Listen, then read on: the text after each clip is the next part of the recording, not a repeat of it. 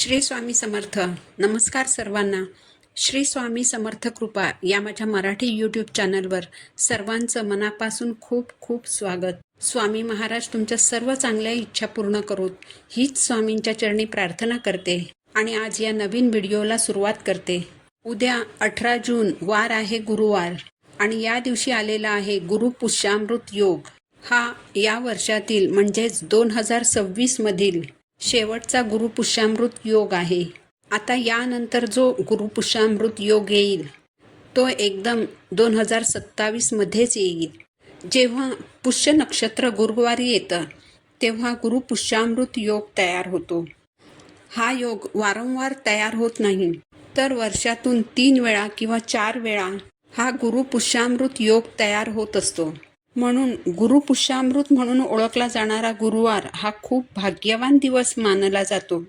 या दिवशी सोने, चांदी, नवीन घर, नवीन वाहन आणि इतर मौल्यवान वस्तूंची खरेदी करणं अत्यंत लाभदायक मानले जाते. गुरुपुष्य योग स्वतःच इतका पुण्यवान आहे की या दिवशी कोणतेही शुभ कार्य करण्यासाठी वेळ पाहिली जात नाही. या योगावरती ज्या मौल्यवान वस्तूंची आपण खरेदी करतो त्या कधीही विकण्याची किंवा मोडण्याची वेळ आपल्यावरती येत नाही. आणि म्हणून या दिवशी आपल्याला काही प्रभावी उपाय आणि सेवा ज्या आहेत तर त्या या योगावरती आवर्जून करायच्या आहेत.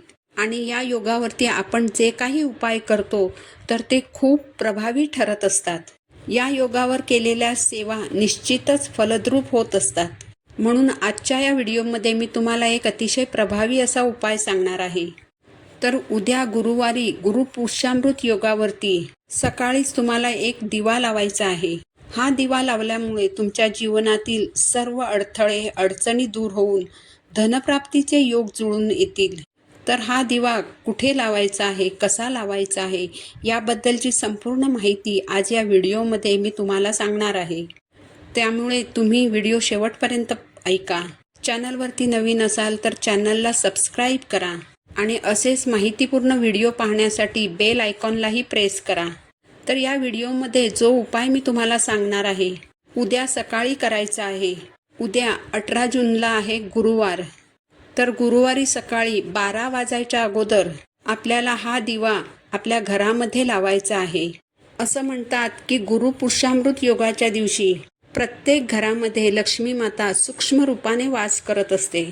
कारण गुरुपुष्यामृत योग जो आहे तर तो माता लक्ष्मीला समर्पित आहे आणि लक्ष्मी मातेला धन, संपत्ती, वैभव आणि समृद्धीची देवी मानलं जातं. पुष्य नक्षत्र जे आहे तर ते माता लक्ष्मीचं आसन मानलं जातं. सर्व देवी देवता या नक्षत्राची पूजा करत असतात. पुष्य नक्षत्राला 27 नक्षत्रांचा राजा म्हटलं जातं. म्हणून या नक्षत्रावरती जी पण व्यक्ती ज्या पण सेवा किंवा उपाय करते त्या व्यक्तीच्या सर्व इच्छा मनोकामना या पूर्ण होतात. तसेच त्या घरात लक्ष्मी माता सूक्ष्म रूपात अखंड वास करते. कारण या सेवा जेव्हा आपण दिवा लावून करतो तर ती सेवा किंवा ते उपाय देवांपर्यंत पोहोचवण्याचे काम हा दिवा करत असतो. दिव्याला ज्ञानाचे, प्रकाशाचे आणि दारिद्र्य दूर करण्याचे प्रतीक मानले जाते. हा दिवा घरामध्ये लावला तर घरातील सर्व नकारात्मक ऊर्जा नाहीशी होऊन त्या जागी सकारात्मक ऊर्जेचा प्रवाह सुरू होतो. यामुळे प्रगतीचे, धनलाभाचे मार्ग मोकळे होतात आणि घरामध्ये लक्ष्मी स्थिर होऊ लागते. तर हा उपाय करण्यासाठी तुम्हाला उद्या सकाळी लवकर उठायचं आहे. उठल्यानंतर न विसरता आंघोळीच्या पाण्यामध्ये चिमूटभर हळद टाकून स्नान करायचं आहे. यामुळे शरीरातील नकारात्मक ऊर्जा नाहीशी होते. जेव्हा आपल्याला कोणताही उपाय करायचा असतो किंवा एखादी सेवा करायची असते तेव्हा सेवा करणाऱ्या व्यक्तीमध्ये सकारात्मक ऊर्जा असायला हवी. यामुळे ती सेवा लवकर फलद्रूप होते. यानंतर स्वच्छ कपडे परिधान करून देवघरातील देवांची विधिवत पूजा करायची आहे. धूप, दीप, अगरबत्ती लावून देवांना ओवाळायचं आहे. देवांना नैवेद्य अर्पण करायचा. यानंतर तुम्हाला हा उपाय करायचा आहे. यासाठी आपल्याला एक दिवा घ्यायचा आहे. दिवा तुम्ही कोणताही घेऊ शकता. कोणत्याही धातूचा दिवा तुम्ही घेऊ शकता. मातीची पणती घेतली तरी चालेल. या पणतीमध्ये गाईचं शुद्ध तूप घालायचं आहे. या दिव्यामध्ये आपल्याला कलाव्याची वात लावायची आहे. कलाव्याचा जो लाल पिवळा धागा असतो, तर ही लाल पिवळी वात आपल्याला या दिव्यामध्ये लावायची आहे. या दिव्यामध्ये चिमूटभर हळद टाकायची आहे. यानंतर एक प्लेट घेऊन त्यामध्ये चणा डाळ घ्यायची आहे. म्हणजेच या दिव्याला आपल्याला चणा डाळीचं आसन द्यायचं आहे. आणि त्यानंतर हा दिवा तुमच्या देवघरामध्ये तुम्हाला प्रज्वलित करायचा आहे. दिवा प्रज्वलित केल्यानंतर त्या दिव्यामध्ये आपल्याला 2 अखंड लवंगा टाकायच्या आहेत. लवंग आणि हळद ह्या वस्तू माता लक्ष्मीला अतिशय प्रिय आहेत. आणि हा उपाय आपण धनप्राप्तीसाठी, लक्ष्मी प्राप्तीसाठी करत असल्याने या वस्तू आपल्याला दिव्यामध्ये घालायच्या आहेत. सोबतच 2 काळी मिरी देखील आपल्याला या दिव्यामध्ये टाकायची आहेत. आणि 7 अखंड तांदूळ या दिव्यामध्ये घालायचे आहेत. काळे मिरे घरातील नकारात्मक ऊर्जा दूर करण्याचं काम करतात. आणि अक्षदा या लक्ष्मी प्राप्तीसाठी अत्यंत महत्त्वाच्या मानल्या जातात. यानंतर आपल्याला काही सेवा करायच्या आहेत. देवघरासमोर बसूनच या सेवा करायच्या आहेत.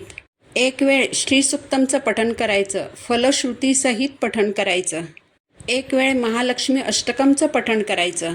16 वेळा कमलात्मक मंत्र आणि 16 वेळा विष्णू गायत्री मंत्र म्हणायचा आहे. या सर्व सेवा झाल्यानंतर दोन्ही हात जोडून देवी लक्ष्मीला नमस्कार करायचा आणि तुमच्या आयुष्यातील अडचणी दूर करण्यासाठी मनोभावे देवीला प्रार्थना करायची आहे. दिवा शांत झाल्यानंतर या दिव्यामध्ये ज्या वस्तू उरल्या असतील किंवा वस्तूंचे जे काही अवशेष उरले असतील तर ते सर्व तुम्हाला निर्माल्यामध्ये टाकायचं आहे. दिव्याखाली जे धान्य ठेवलं असेल ते एखाद्या झाडाखाली नेऊन टाकायचं. तिथे असणारे कीटक, मुंग्या हे धान्य खाऊन जातील.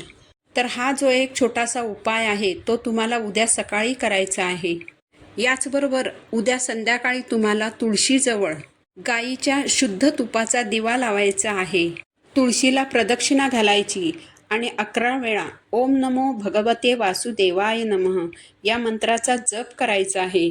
जेव्हा असा दिवा आपण तुळशीजवळ लावतो तेव्हा लक्ष्मी माता आपल्यावर प्रसन्न होते आणि घरात लक्ष्मी मातेची अखंड कृपा राहते. उद्या या गुरुपुष्यामृतच्या शुभयोगावरती आपल्याला सोनं खरेदी करणं जरी शक्य नसलं तरी आपण सोन्याची प्रतिकात्मक खरेदी करू शकतो. तर उद्या तुम्हाला आवर्जून सोन्यासारखं पिवळसर असलेल्या रंगाचं एक हळकुंड खरेदी करायचं आहे आणि देवघरामध्ये लक्ष्मी मातेला अर्पण करायचं आहे. तर हे अगदी छोटेसे आणि सहज होणारे किंवा तुम्ही सहज करू शकाल असे उपाय आहेत. तर यातील एक तरी उपाय उद्या तुम्ही नक्की करा, ज्यामुळे लक्ष्मी मातेची तुमच्यावर अखंड कृपा राहील. ही माहिती जर तुम्हाला महत्त्वपूर्ण वाटली असेल तर व्हिडिओला लाईक करा, चॅनलला सबस्क्राईब करा. पुन्हा भेटू अशाच एका नवीन व्हिडिओसोबत. श्री स्वामी समर्थ.